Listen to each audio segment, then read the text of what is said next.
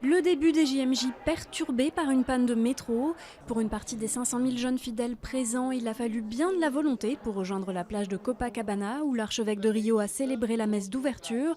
De son côté, le pape François, arrivé lundi soir, a passé la journée au calme, se reposant de son long voyage. Il est attendu aujourd'hui au sanctuaire d'Aparecida dédié à la sainte patronne du Brésil. François Hollande persiste et signe sur le front de l'emploi, première priorité du gouvernement. Il croit toujours en une inversion de la courbe du chômage d'ici la fin de l'année, après une hausse de plus de 2 ans. Un volontarisme qui contraste avec les prévisions de l'OCDE ou du FMI et qui pourrait bien être terni par les chiffres de juin dévoilés en fin de journée. Jérôme Cahuzac assure ne pas se souvenir d'une réunion à l'Elysée le 16 janvier sur son affaire.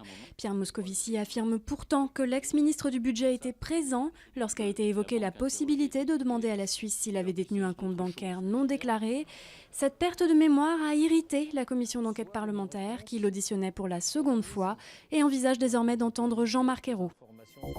13 morts en 24 heures dans une nouvelle flambée de violence entre partisans et adversaires du président destitué. Les frères musulmans réclament le retour de Morsi, premier président élu démocratiquement.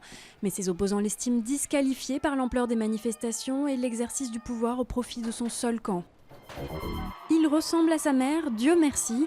C'est par cette boutade que le prince William a présenté son fils aux médias mardi soir aux côtés d'une Kate très souriante. Le couple royal a ensuite quitté la maternité pour rentrer au palais de Kensington. Prochaine étape, le choix du prénom, un exercice qui avait pris une semaine pour William il y a 31 ans.